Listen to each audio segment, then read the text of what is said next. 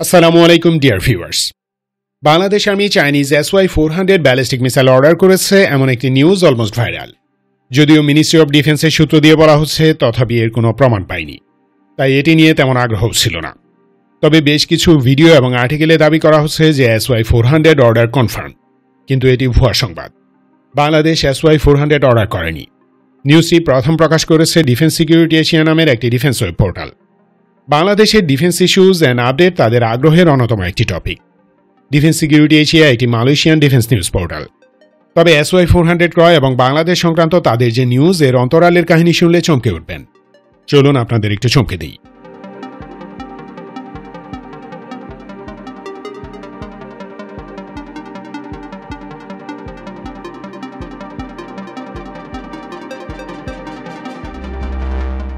Bangladesh army SY-400 missile ক্রয় চূড়ান্ত করেছে বা অলরেডি সার্ভিসে আছে এমন একটি নিউজ প্রথম প্রকাশ করে ডিফেন্স সিকিউরিটি এশিয়া। তা প্রকাশিত হয় 1 নভেম্বর। টাইটেলটি এমন: Bangladesh armies game changer, চায়নাস SY-400 missile system enter service. কি বুঝলেন? মানে Bangladesh army game changer SY-400 already কিনেছে এবং তা অ্যাক্টিভ সার্ভিসে এন্টার করেছে। SY-400 অত্যন্ত নিখুঁত আঘাত হানতে সক্ষম rocket and short range ballistic missile weapon. এটি মূলত একটি modular multiple launch rocket system. SY-400 থেকে 3 ধরনের ডিফারেন্ট প্রজেক্টাইল ফায়ার করা যায়। এগুলো হচ্ছে 180 কিলো রেঞ্জের 400 mm ক্যালিবারের 16টি SY-400 রকেট, 100 কিলোমিটার পাল্লার 300 mm WS-1B রকেট এবং 280 কিলোমিটার দূরে হিট করতে সক্ষম 600 mm BP-12 এর শর্ট রেঞ্জ ব্যালিস্টিক মিসাইল। অর্থাৎ এটি আমেরিকান অ্যাটাকেমসের Chinese analog. SY-400 serious weapon. এ ধরনের অস্ত্র দিয়ে নিজ ভূখণ্ড থেকে প্রতিপক্ষের সীমান্তের অনেক গভীরে আঘাত করা যায়। Airbase, command centre, weapons depot, troop concentration, armour column, civil and defence industry facility এবং যে কোনো সিভিলিয়ান টার্গেটে নিখুঁত হিট করা সম্ভব। SY-400 থেকে ফায়ার করা প্রতিটি প্রজেক্টাইল উচ্চ প্রযুক্তির গাইডেন্স ও ফ্লাইট নেভিগেশন সিস্টেম যুক্ত অস্ত্র। ফলে স্যালভো ফায়ারে তা যে কোনো মডার্ন এয়ার ডিফেন্সকে ফাঁকি দিতে সক্ষম। আর বাংলাদেশ যদি এ ধরনের ডেডলি ওয়েপন সিস্টেম অর্ডার করে, তাহলে মিনিমাম অফিসিয়াল কনফার্মেশন থাকবে। Jane's, defence news, IISS, SIPRI ইত্যাদি প্রতিষ্ঠিত সামরিক সংবাদ মাধ্যমে দু একটা রিপোর্ট অবশ্যই হতো। আরও একটি বিষয় না বলেই নয়, তা হলো SY-400 ক্রয়ের এই নিউজটি ডিফেন্স সিকিউরিটি এশিয়া ছাড়া কোনো উল্লেখযোগ্য নন ডিফেন্স মিডিয়াও প্রকাশ করেনি। তাই সন্দেহ পাকাপোক্ত হয়। আমরা বাংলাদেশ আর্মির ইনসাইডার ইনফো পাওয়ার চেষ্টা করি, সেখান থেকেও পজিটিভ কোনো উত্তর আসেনি। অর্থাৎ SY-400 নিয়ে ডিফেন্স সিকিউরিটি এশিয়া মিথ্যা বলছে। কিন্তু মালয়েশিয়ান একটি ডিফেন্স নিউজ পোর্টাল বাংলাদেশ নিয়ে মিথ্যা কেন বলবে?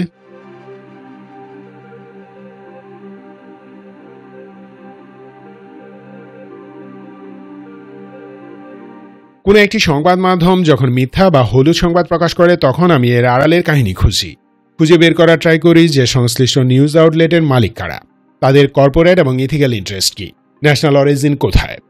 এ থেকেই বিগত 1 বছর ধরে করা ডিফেন্স সিকিউরিটি এশিয়ার বাংলাদেশ সংক্রান্ত রিপোর্টগুলো আবারও একটু দেখলাম।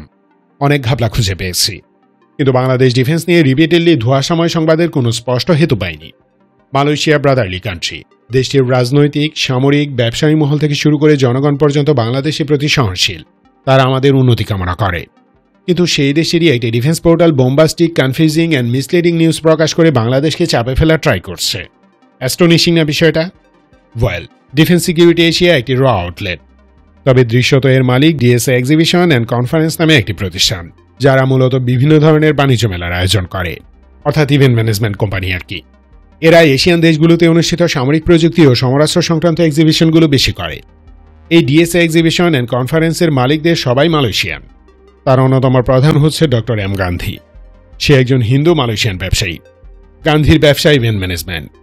তার মূল ব্যবসা প্রতিষ্ঠান বুমিয়াতি হোল্ডিংস। তবে M গান্ধীর সম্পর্কে ওপেন সোর্সে তেমন বিশেষ কোনো তথ্য নেই। এমনকি তার নামের M দিয়ে কি বোঝায় সেটিও পাওয়া যায়নি। কিন্তু ডিপ সার্চ করে যা পেলাম তা হলো এই ব্যক্তি মালয়েশিয়ান পলিটিক্যাল অ্যান্ড বিজনেস করিডোরে বেশ পরিচিত নাম। মধ্যস্থতা অর্থাৎ দালালি তার ইনকামের মূল সোর্স। এক্সিবিশন বা ইভেন্ট ম্যানেজমেন্ট তার কাভার। মালয়েশিয়ান নাগরিক হলেও তার সাথে ইন্ডিয়ান ইন্টেলিজেন্স এজেন্সির কানেকশন ডিপ, কিন্তু প্রমাণের ঊর্ধ্বে। তার মাধ্যমে ডিফেন্স সিকিউরিটি এশিয়া চালায় র। এই সাইটের নিউজগুলোতে কোনো রিপোর্টারের নাম থাকে না, সব অ্যাডমিন। কোনো প্রতিষ্ঠিত গণমাধ্যম এরকম অ্যাডমিন প্রচারিত রিপোর্ট করে না। আইদার নাম প্রকাশ করা হয় অথবা স্টাফ রিপোর্টার, করেসপন্ডেন্ট কিংবা স্পেশাল রিপোর্টার পদবি উল্লেখ করে। কিন্তু ডিফেন্স সিকিউরিটি এশিয়া একটি লাইসেন্স পোর্টাল হওয়া সত্ত্বেও কোনো সাংবাদিক বা এর সম্পাদকের নাম গোপন রেখেছে। Why? I think you know the answer. যাই হোক, ডিফেন্স সিকিউরিটি এশিয়াতে SY-400 ক্রয় নিয়ে মিথ্যা সংবাদ প্রকাশ করে ভারত বাংলাদেশকে অদৃশ্য কূটনৈতিক চাপে ফেলার চেষ্টা করছে।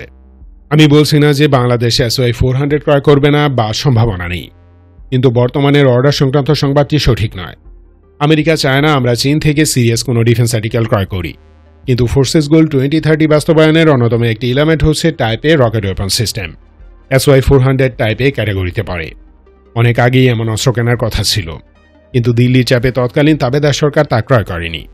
এখন সম্ভবত ইস্টার্ন ইউরোপিয়ান অথবা টার্কিশ সোর্স থেকে এমন ওয়েপন ক্রয়ের বিষয়ে ভাবা হচ্ছে, কিন্তু আগে থেকেই চাপে রেখে এমন লং রেঞ্জ ওয়েপন সিস্টেম ক্রয় থেকে বাংলাদেশকে বিরত রাখতে চাইছে দিল্লি। সো ডিফেন্স সিকিউরিটি এশিয়ার ভুয়া সংবাদের কারণটা নিশ্চয়ই বুঝতে পেরেছেন। ধন্যবাদ ভিডিওটি শেষ পর্যন্ত দেখার জন্য। সঠিক তথ্যটি জানুন, সতর্ক সুস্থ থাকুন, দেশকে ভালোবাসুন। বাংলাদেশ চিরজীবী হোক।